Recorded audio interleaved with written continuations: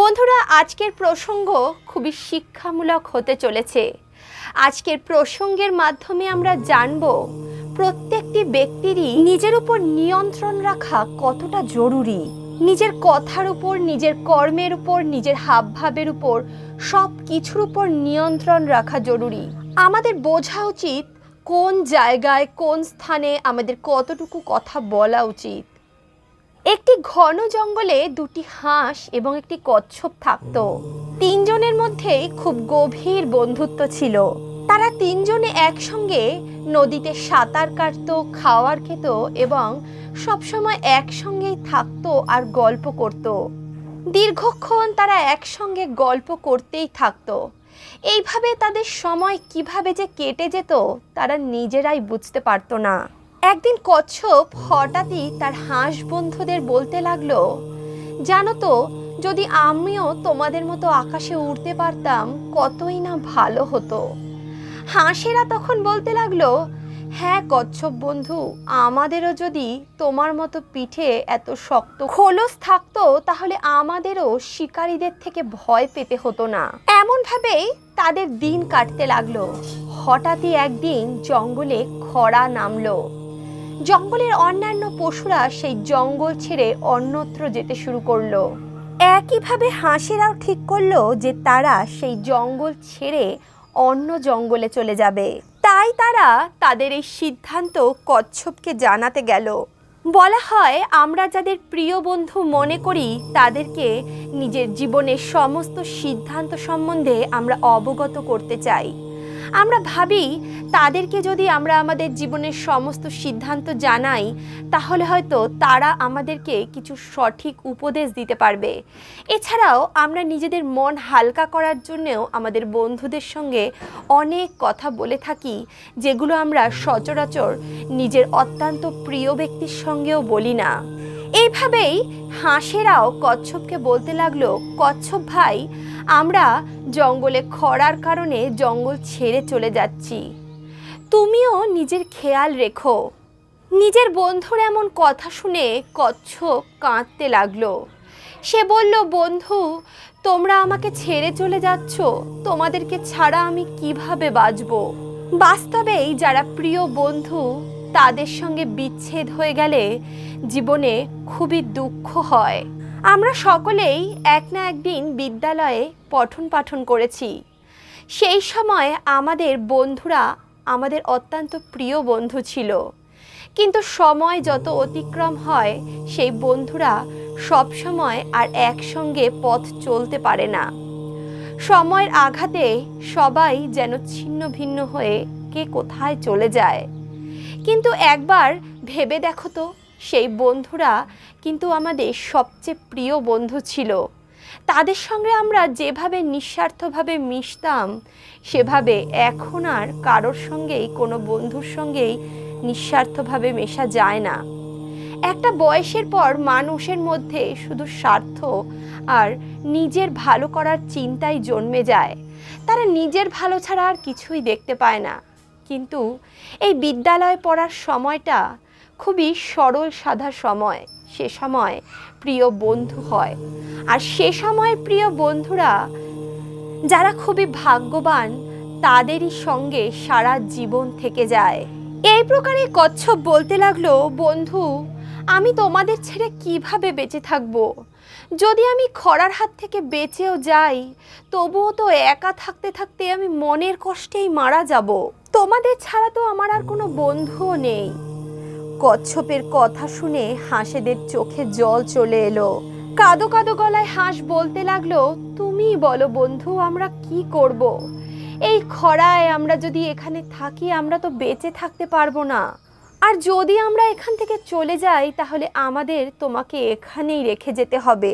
কিন্তু বন্ধু, তুমি যদি উড়তে পারতে তাহলে হয়তো আমরা তোমাকে আমাদের সঙ্গে নিয়ে যেতে পারতাম। হয়তো আমাদের ভাগ্য এটাই চায় যে আমরা আলাদা হয়ে যাই। তখনই কচ্ছপের মাথায় একটা বুদ্ধি এলো আর তার চোখগুলো খুশিতে ঝলমল করে উঠল। কচ্ছপ বলতে লাগলো, বন্ধু, আমি হয়তো তোমাদের মতো উড়তে পারবো না, কিন্তু তোমাদের সঙ্গে তো উড়তে পারবো। হাঁসরা অবাক হয়ে গেল, বলল, তুমি কি বলছো? এটা কিভাবে সম্ভব? কচ্ছপ তখন বলতে লাগলো, তোমরা এক কাজ করো, একটা লম্বা লাঠিকে দুজনে ঠোঁট দিয়ে চেপে ধরো, আর আমি ওই লাঠির মাঝখানের অংশটি কামড়ে ধরে থাকবো। তোমরা যখন উড়বে তখন আমিও তোমাদের সঙ্গে একইভাবে উড়তে পারবো। কচ্ছপ তখনই আশেপাশে খুঁজতে লাগলো যে সে কোনো বড় লাঠি পায় নাকি। দেখতে দেখতে কচ্ছপ একটি বড় লাঠিও পেয়ে গেল। কচ্ছপ সেই লাঠিটি হাঁসেদেরকে দিয়ে দিল। হাঁসেরাও দুজনে লাঠিটিকে দুদিকে ধরলো।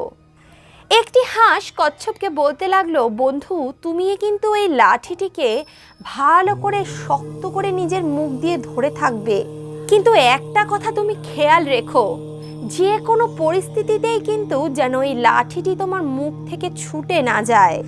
সে কেউ তোমাকে দেখে যতই হাসুক বা যতই ঠাট্টা করুক না কেন, এছাড়াও তুমি যতই হাঁপিয়ে যাও না কেন, তুমি কিন্তু এই লাঠিটি মুখ থেকে ছাড়বে না। বন্ধু, তুমি যদি মুখ খোলো তাহলে তুমি আকাশ থেকে সোজা মাটিতে পড়ে যাবে। কচ্ছপ বলতে লাগলো, ঠিক আছে বন্ধু, এমনটাই হবে। হাঁসেরা তখন কচ্ছপটিকে এইভাবেই উড়িয়ে নিয়ে যেতে লাগলো। হাঁসেরা যখন সে কচ্ছপকে গ্রামের উপর দিয়ে নিয়ে যেতে লাগলো, গ্রামবাসীরা এই দৃশ্য দেখে অবাক হয়ে গেল। তারা বলতে লাগলো, দেখো দেখো বন্ধুরা, উড়ন্ত কচ্ছপ যাচ্ছে। কেউ বলতে লাগলো, মনে হয় কচ্ছপটির ডানা গজিয়েছে। আবার কেউ বলতে লাগলো, আরে ছাড়ো তো, মনে হয় হাঁসেরা এই মরা কচ্ছপটিকে কোথাও নিয়ে যাচ্ছে। এই সমস্ত কথা শুনে কচ্ছপ আর নিজেকে ধরে রাখতে পারলো না। সে মুখ খুলে বলেই দিল, আমি মরতে যাব কেন, মরুক আমার শত্রুরা। বন্ধুরা, অনেক চেষ্টা করা সত্ত্বেও কচ্ছপ নিজেকে চুপ রাখতে পারলো না। শেষমেশ সে বলেই ফেললো, কচ্ছপ যেই না নিজের মুখ খুলল, অমনি ওপর থেকে সে নিচে পড়ে গেল। সে মাটিতে সজোরে চিত হয়ে পড়ল এবং সেখানেই মারা গেল। অনেক কাছের বন্ধু কচ্ছপকে এভাবে মারা যেতে দেখে হাঁসেদের খুবই দুঃখ হলো। বন্ধুরা, বিদ্বানরা বলেন যে প্রত্যেকটি ব্যক্তির নিজের উপর নিয়ন্ত্রণ রাখা উচিত। পৃথিবীর লোক তো কথা বলবেই, তুমি ঠিক করলেও বলবে, তুমি ভুল করলেও বলবে। তাই কে কি বলছে সেদিকে কান না দিয়ে নিজের কর্মের দিকে মন দেওয়া উচিত। একটি কথা আছে, তুমি আমাকে একটি রুটি দিতে চাইলে, কিন্তু আমি সেই রুটিটা নিলাম না, তাহলে এই রুটিটা কার কাছে থাকলো? নিশ্চয়ই এই রুটিটা তোমার কাছেই থেকে গেল। সেই রূপেই তুমি আমাকে যত বাজে কথা বলো না কেন, যত উল্টো পাল্টা কথা বলো না কেন, আমার মন ভাঙার চেষ্টা করো না কেন, আমি যদি সেই কথাগুলো নিজের মধ্যে গ্রহণ না করি, তাহলে এই কথাগুলোর কি হবে? কথাগুলো কোথায় যাবে? কথাগুলো তোমার মধ্যেই থেকে যাবে। এই কথাটা প্রত্যেকটি মানুষের ক্ষেত্রেই প্রযোজ্য। তোমাকে যদি কেউ কোনো খারাপ কথা বলে, তুমি যদি সেই কথাটা গ্রহণ না করো, নিজের অন্তরে সেটা স্থান না দাও, তাহলে সেই খারাপ কথাটা কিন্তু সেই ব্যক্তির কাছেই রয়ে যাবে যে এই খারাপ কথাটা তোমাকে বলেছে। মানুষের উচিত নিজের আবেগের উপর নিয়ন্ত্রণ করা। অনেকে অনেক কিছু বলবে, অনেকভাবে তোমাকে উত্ত্যক্ত করার চেষ্টা করবে। তুমি যদি তোমার আবেগকে নিয়ন্ত্রণ করতে পারো এবং তোমার মন যদি তোমাকে বলে যে তুমি সঠিক কর্ম করছো, তবে তুমি কারোর কথা শুনো না, শুধু নিজের মনের কথা শোনো। আজ এই কাহিনীতে কচ্ছপ জানতো যদি সে লাঠিটা ছেড়ে দেয় তাহলে সে ওপর থেকে সজোরে মাটিতে পড়বে এবং সে মারা যাবে। তবুও কিছু একটা সামান্য কথাতে সে উত্ত্যক্ত হয়ে গেল এবং তাকে কথাটা বলতেই হলো যে আমি কেন মরব, মরুক আমার শত্রুরা। বন্ধুরা, একবার ভেবে দেখো, কচ্ছপ যদি সেই সময় কিছু না বলতো, কোনো উত্তর না দিত, তাহলে সে তার হাঁস বন্ধুর সঙ্গে অন্য একটি গন্তব্যস্থলে পৌঁছে যেত এবং সেখানে গিয়ে তারা আবার সুখে শান্তিতে জীবন যাপন করত। বন্ধুরা, আজকের এই কাহিনী থেকে তোমরা কি শিখলে? তোমাদের এই কাহিনী কেমন লাগলো অবশ্যই আমাদের কমেন্ট বক্সে লিখে জানিও।